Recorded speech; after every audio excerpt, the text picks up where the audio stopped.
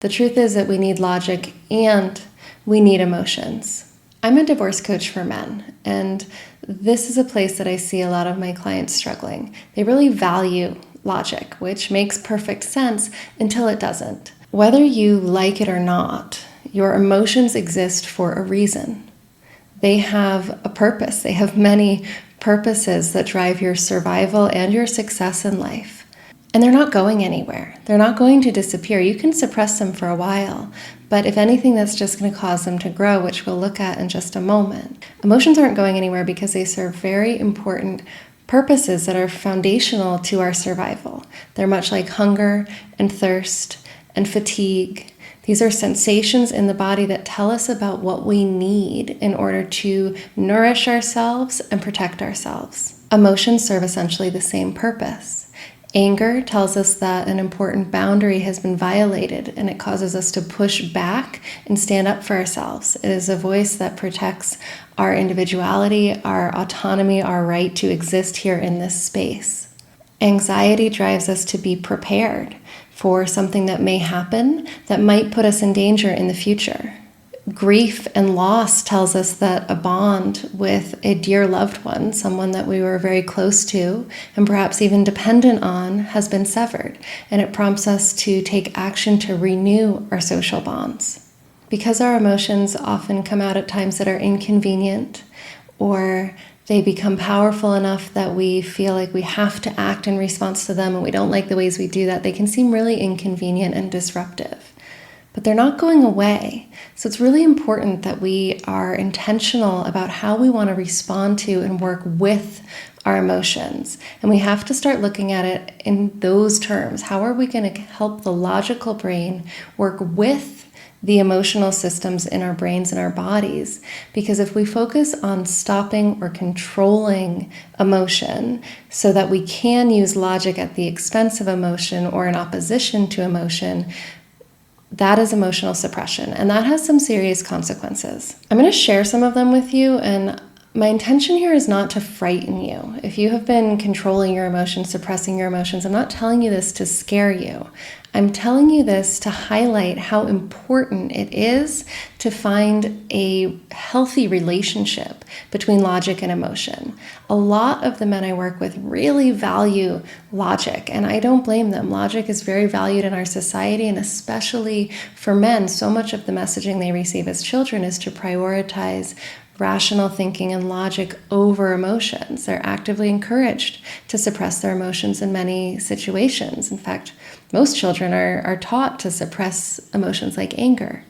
But because we learn, and especially because men learn to value logic so highly from such a young age, that becomes a very deeply ingrained bias. And often they can't quite help but scoff at emotion, or at someone who isn't able to be fully emotional or fully rational or logical in a conversation. Right? They really see logic as the pinnacle, as the ideal, and if that's where you are, then I'm sharing these statistics, these studies with you to help you understand that emotion is also important. It matters, and it is actually illogical to not think about the consequences of suppressing emotion. A 2013 study from the Harvard School of Public Health found that people who suppressed their emotions had a 30% increase in the risk of premature death, and they had a 70% increase in their risk of being diagnosed with cancer. Often we suppress emotions because dealing with the emotion is stressful, but the effort it takes to suppress that emotion or to channel our energy into something else, the effort that we take to distract ourselves actually increases our stress levels even more, and that effort can take a toll. It increases our sympathetic nervous system activity, often keeping us in a fight or flight response, trying to get away from what we're feeling. Those higher levels of cortisol can start to be damaging to us over time. The effects of suppressed emotions include anxiety, depression, and other stress-related illness. And it is also very closely linked to alcohol and substance abuse. The link to alcohol or substance abuse, there's actually two different routes that emotional suppression can lead to that. It can be a direct result that one of the ways that you suppress the emotion is through alcohol or substance use. But it can also be that emotional suppression puts you into so much stress. Right? The effort of doing that takes a toll, raises those cortisol levels, and then to relieve the stress of suppressing the emotion, you use alcohol or a substance. So they're very closely tied, which also increases the risk of other physical illness or early death. Another big problem with emotional suppression is that it only works for so long. And in the long run, it actually makes it harder for you to manage or control your emotions. There was an interesting study from the University of Texas that found that not allowing an emotion, holding it back, not showing it, concealing it, makes it come out more strongly later on. They did this with feelings of anger. So if somebody had to repress their anger, they had a much harder time controlling their anger later on and were more likely to lash out. And they found that that effect was a lot stronger than the stress of fatigue. So somebody who is sleep deprived would be better able to control an outburst of anger than somebody who had been suppressing anger but was well rested. This is also incredibly common with anxiety. When people suppress anxiety, they often spiral into a panic attack. And one of the best ways to manage panic attacks is to actually address and sit with and deal with the anxiety when it first happens. Like I said, I'm not trying to scare anyone here. I am appealing to your logical brain. And I'm hoping what your logical brain is seeing is one, that emotional suppression doesn't really work, right? The effort that it takes leaves you unable to manage that emotion later on. And when you do suppress your emotions, you're creating such a stress response in your body that it's actually putting your life in danger in many ways, right? It's increasing your risk of a premature death. It's increasing your risk of cancer. And by increasing your risk of anxiety and depression, it also increases the suicide risk. I think this is one of the big reasons that suicide rates are so much higher among men than they are among women, because men are encouraged to suppress their emotions more than women are. So if we take into account the full picture of what's really going on here, it's not actually logical to ignore, control, or suppress emotion. In fact, it doesn't make much sense to approach emotions that way at all. But it also doesn't make sense to act purely out of emotion, right? You've seen what happens when people act that way, and that's probably why you work hard to suppress your emotions.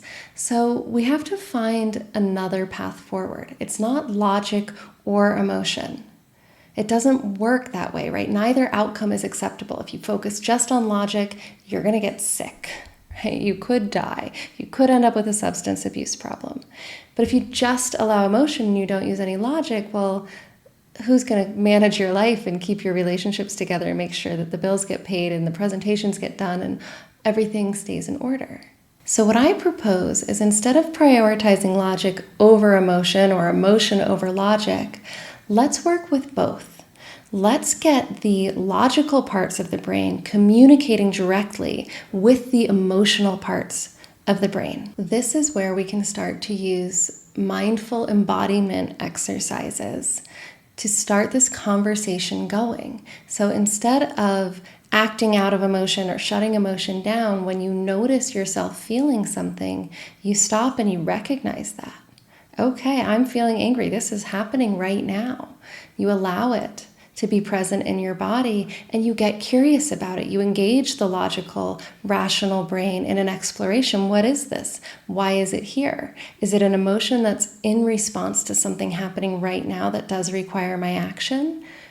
Or is it an emotional response that's triggered by something now, but is actually about a time when I suppressed emotion as a child? Because that can happen too. When we suppress emotions, they stay with us, and then they're more easily triggered later on. So anytime an emotion comes up, we have to first assess, what is it? Is it a response to what's happening now? In that case, it's probably driving us to take actions that are good for us, that are either protective or nourishing. Or is it the shadow of an emotion? Is it an emotion from long ago that we suppressed that is now coming out in response to a similar situation? And we can engage the logical brain in discovering that and exploring that. And depending on what we find, we can then make logical choices. If the emotion is in response to something right now, we can choose how to act to resolve that situation in a way that is good for us. But if the emotion is old, if we're reacting strongly emotionally because of an emotion we suppressed long ago, well, then we need to nurture ourselves. And we need to nurture the part of us that wasn't allowed to express itself last week, last month, or 10 years ago, or 40 years ago. There's a lot of ways to approach this, but an exercise I've shared before that I really love is from Tara Branch. It's called RAIN, and it's just a process like I just described. The R is recognize, the A is allow. Recognize the emotion, allow it to be there. The I is investigate. What is it? Is it a current emotion? Is it a suppressed emotion from the past? What am I dealing with? What's going on? And the N is nurture. Right? And that either means nurturing that past self or parenting that past self, or nurturing your present self by responding to the current situation in an appropriate way that's good for you. In this way, we can start to connect logical and emotional and use the two together to create the best possible outcomes for ourselves, and at the same time to protect ourselves from the dangerous side effects of suppressing emotions. If you've been finding these videos helpful, make sure you subscribe to the channel and turn on notifications. If you found this video helpful, then you have to check out my free masterclass, How to Take Back Control of Your Life After Divorce. In that hour-long masterclass, I go into way more detail than I can cover on these YouTube videos about how specifically to start to heal, to stop the painful emotions, regain your confidence, and take back control of your future. I break it down into steps and give you a lot of actionable items that you can start using right now today to start feeling better. You'll find the link in the video description below under free masterclass, How to Take Back Control of Your Life After Divorce. I hope to see you on the masterclass and in the next video here on YouTube. Thanks for watching.